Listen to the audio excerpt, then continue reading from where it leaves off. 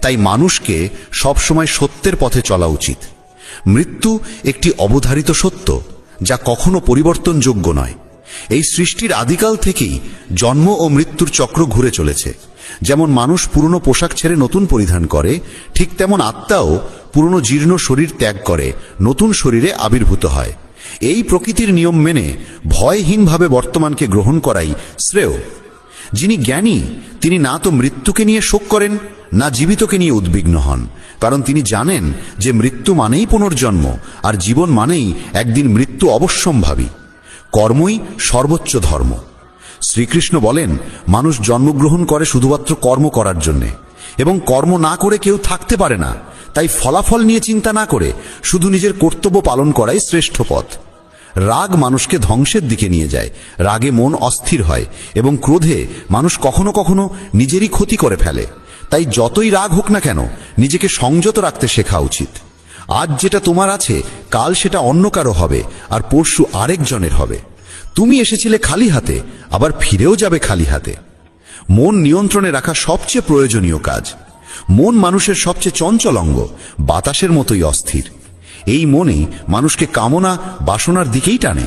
সফলতা পেতে হলে মনকে নিজের আয়ত্তে আনতেই হবে। মন নিয়ন্ত্রণে রাখলে মনোশক্তি একাগ্র হয়, কাজেও সাফল্য আসে।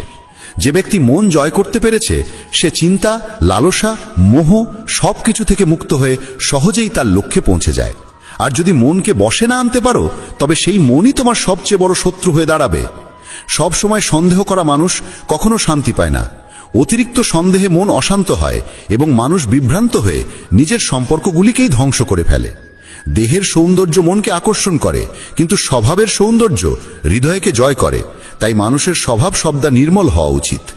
কে কি করছে, কেন করছে, কিভাবে করছে, এই সব থেকে যতটা দূরে থাকবে ততটাই সুখে থাকবে। জীবনে আমরা কতটা ঠিক বা ভুল তা মাত্র দুজন জানে, একজন পরমাত্মা এবং অপরজন আমাদের আত্মা। শ্রীকৃষ্ণ বলেন, যার ভিতরে জ্ঞানের অভাব ও ঈশ্বরে বিশ্বাস নেই, সে কখনো জীবনে সুখ বা সাফল্য লাভ করতে পারে না। মোহই সকল দুঃখের মূল। মানুষ যত বেশি মোহে আবদ্ধ হবে, তত বেশি দুঃখ পাবে। অতীতের জন্য অনুশোচনা আর ভবিষ্যতের জন্য উদ্বেগ কোনো সমস্যার সমাধান নয়। বর্তমানকে উপভোগ করাই প্রকৃত সুখ। যে তোমার পাশে থাকে তার পাশে থাকো, আর যে তোমাকে প্রতারণা করে তাকে ত্যাগ করো। যেখানে তোমার সম্মান নেই সেখানে কখনো যেও না, কারণ তাতে মানুষ তোমাকে দুর্বল ও বোকা মনে করবে। যেমন যেখানে বৃষ্টি হয় না সেখানে ফসল জন্মে না, তেমন যেখানে সংস্কার নেই সেখানে বংশও নষ্ট হয়। যারা বলে তাদের সময় নেই, আসলে তাদের প্রিয় মানুষদের তালিকায় তুমি নেই। কথা এমন বলো যাতে যদি কখনো ফিরিয়ে নিতে হয় তখনও যেন তাতে কটুতা না থাকে। নিজের ভিতরে কিছুটা আত্মসম্মান থাকা জরুরি, না হলে মানুষ তোমাকে সেই জায়গাতেও চেপে বসবে যেখানে তুমি প্রভাবশালী। যতক্ষণ না তুমি নিজেকে হার মানাও, ততক্ষণ এই দুনিয়ার কোনো শক্তি তোমাকে হারাতে পারবে না। দুর্বল তুমি নও, দুর্বল হয় তোমার সময়, আর সময় তো সবারই একদিন বদলায়। তুমি শুধু নিজের কর্ম করে যাও।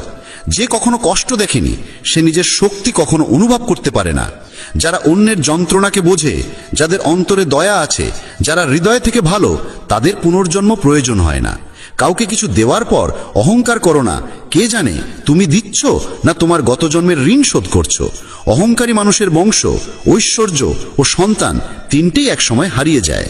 বিশ্বাস না হলে রাবণ, কৌরব এবং কংসের কাহিনী মনে করো। আর যদি কাউকে বিশ্বাস করতে হয় তবে তা হাক হৃদয় দিয়ে, অহংকার ছাড়াই।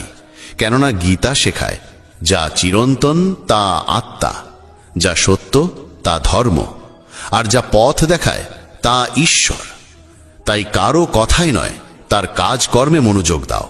রাগের সময় একটু থেমে যাওয়া আর ভুলের সময় একটু নত হয়ে যাওয়া, এই দুটো অভ্যাস জীবনকে অনেক সহজ করে দেয়। ভগবান শ্রীকৃষ্ণ বলেন, যে মানুষ আমাকে সত্যভাবে চিনে ফেলে সে জন্ম মৃত্যুর বন্ধন থেকে মুক্ত হয়ে যায়। যে ব্যক্তি শ্রীমদ্ ভাগবত গীতার পাঠ গ্রহণ করে ও তার নির্দেশ অনুসারে জীবন যাপন করে, তার সমস্ত পাপকর্মের প্রভাব ধুয়ে যায়। যা তোমার ভাগ্যে আছে তা তোমার দিকেই ধাবিত হবে, আর যা তোমার ভাগ্যে নেই তা এসে পড়লেও সরে যাবে। যেমন বাতাসের ঝাপটা নৌকাকে দিগ্ভ্রষ্ট করে, তেমনি মানুষের কামনা বাসনাগুলো তার বুদ্ধিকে বিভ্রান্ত করে দেয়। যে ব্যক্তি সুখ দুঃখ মান অপমানে সমভাবে স্থির থাকতে পারে সেই ব্যক্তি ভগবানের কাছে পরম প্রিয়। এই জগৎ আমারই সৃষ্টি, এই মায়া আমারই রূপ। আমি এই বিশ্বের সৃষ্টি করি, রক্ষা করি এবং আমি একদিনের বিলয় ঘটাই। আমি অতীত, বর্তমান ও ভবিষ্যতের সমস্ত প্রাণীকে জানি, কিন্তু বাস্তবতা হলো কেউ আমাকে সম্পূর্ণরূপে জানে না। বুদ্ধিমান মানুষ যখন সম্পর্ক টানতে ছেড়ে দেয় তখন বুঝতে হবে তার আত্মসম্মানে কোথাও আঘাত লেগেছে। ভালোবাসা সবসময় ক্ষমা চাইতে চায়, আর অহংকার সবসময় ক্ষমা শুনতে চায়। কর্মই তোমার পরিচয়, না হলে একটি নামের বহু মানুষ এই পৃথিবীতে আছে। ভালো কাজ করলেও মানুষ শুধু তোমার খারাপ দিকটাই মনে রাখবে। তাই কে কি বলছে তা নিয়ে কখনো মাথা ঘামিও না। যতটা সম্ভব চুপ থাকো, কারণ অধিকাংশ পাপ মানুষের জীব থেকেই জন্মায়। কাউকে ধোঁকা দেওয়া এক প্রকার ঋণ, যা একদিন অন্য কারো হাত থেকে ফিরে আসবেই। একটি সুন্দর দৃষ্টি সেই যা নিজের ত্রুটি দেখে আর অন্যের গুণ খোঁজে। কখনো সেই মানুষকে বিশ্বাস করো না যারা সময়ের সঙ্গে সঙ্গে তাদের স্বভাব পাল্টে ফেলে। কখনো নিজের জীবন অন্য কারো সঙ্গে তুলনা করো না। তুমি যেমন ঠিক তেমনটাই শ্রেষ্ঠ। সবাইকে জীবনে পরিবর্তনের সুযোগ মেলে, কিন্তু সময় বদলানোর জন্য দ্বিতীয় জীবন পাওয়া যায় না। যা হবার তা হবেই, আর যা হবার নয় তা কিছুতেই হবে না। যার মনে এই বিশ্বাস স্থির হয়ে যায় তার কোনো কিছু নিয়ে উদ্বেগ থাকে না। ভালো উদ্দেশ্য নিয়ে করা কাজ কখনো বৃথা যায় না, তার ফল একদিন না একদিন ঠিকই আসে।